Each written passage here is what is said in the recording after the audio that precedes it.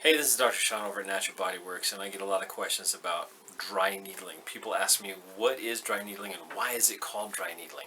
So I'm going to explain that here, so stay tuned and take a look-see. Okay, so we're going to go over dry needling. I want you to understand what dry needling is versus what wet needling would be. That doesn't make sense, right?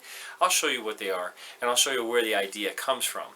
So in acupuncture, we already had dry needling. We just called it ashi, which means it hurts. So you'd find the point where it hurts and you stick the needle in there. A lot of times we use a very small needle like this one right here.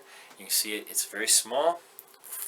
You can see that there's the handle and here's the shaft of the needle, and this one's very flexible. This is a Chinese needle.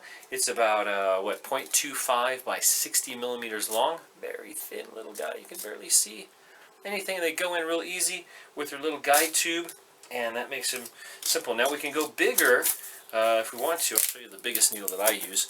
It's, geez, this thing's gargantuan.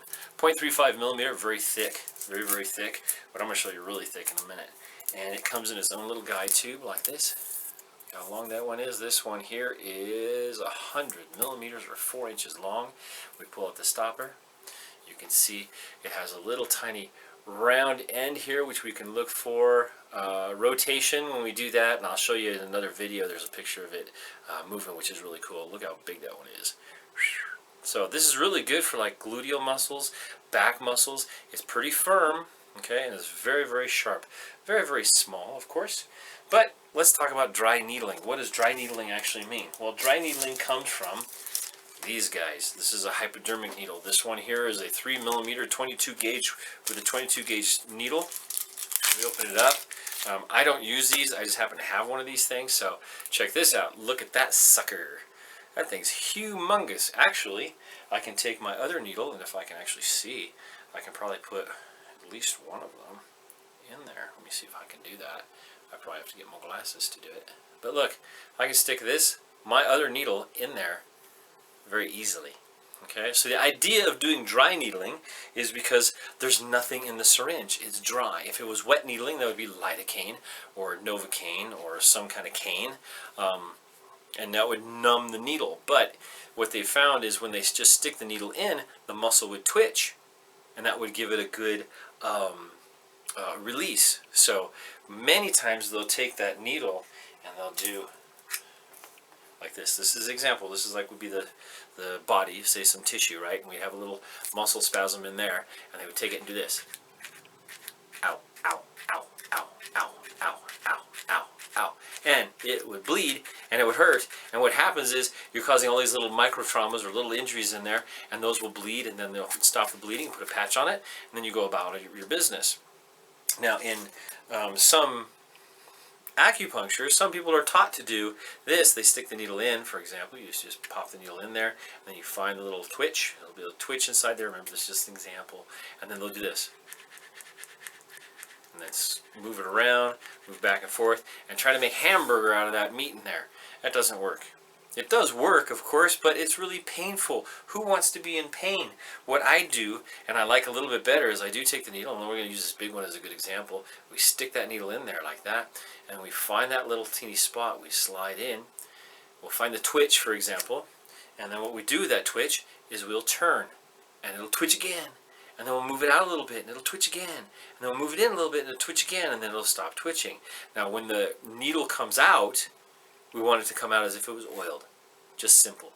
Okay? Sometimes the tissues around it will hang on to it, especially if you turn it. It'll really hang on, and you can pull, and boy, it'll pucker right up. And we'll see it pull, and it feels like it's going to tear. You are actually wrapping the fibers of the muscle and the fibers of the tissue around this needle. And it gets this needle to wrap around it, pulls it out, it breaks the connections of all of those. There's a little tiny bleed on the inside, and then that bleeding on the inside allows for healing to start up again. You have mast cells, you have monocytes show up. These are some of your white blood cells. Those guys will release histamines and heparins, and they'll start this whole coagulation process and cleanup process and start the whole process over again. So that when you've had an injury, you can actually heal from it better. Okay, especially like a good chronic injury. It doesn't matter how long you've had it. You get in there and start a brand new injury with the needle. The body goes, whoa, there's something that happened there. Let's go in and clean it up. And it had just forgotten about it for many years or whatever it was. So there's a couple different signs that we do want to see, and I'm trying to not sit in any of the needles or anything like this, but remember we had our big giant needle here. I'm going to show you real close right there. I don't know if you can see it, but look at that sucker. There's a beveled edge. That's going to hurt. That's going to hurt a lot. I've seen people do this on feet. Stick the needle in there and pull it out. They don't pull anything out. You don't pull any blood out. Like if you did like this, you'd suck some blood out of there. We don't even do that, but then you just toss it and throw it away. One of the things, I'm doing a good technique of putting the cap back on by putting it on the table first. So, what was I going to say? Oh, when you stick the needle in, there's a few things we're looking for.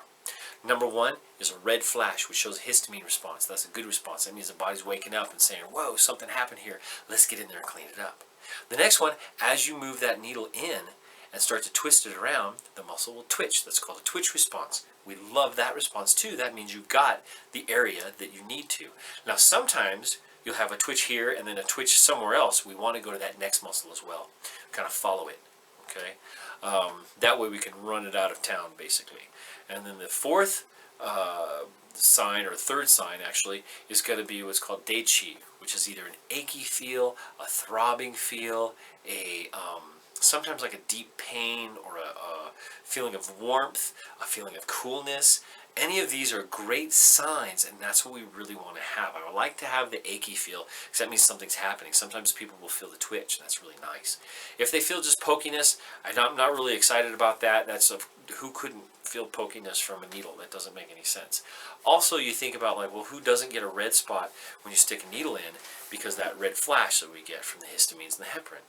Well, most people don't. I don't know why. Some people really get it right away. Some people don't, and that usually shows that it's more chronic. So anyway, that's the poop on dry needling. Now you know. If you want to get dry needling, not this kind of dry needling, right? Not the big giant kind of dry needling. The nice dry needling, the kinder, gentler dry needling that I do here at Natural Body Works. Give us a call. There's a number I'll put on the bottom, or I'll put a link or something like that. I'm glad you guys watched this. Thank you so much. If you have any questions, leave a comment below or email me. Get an appointment. I can get in here. Usually these things only take a few visits.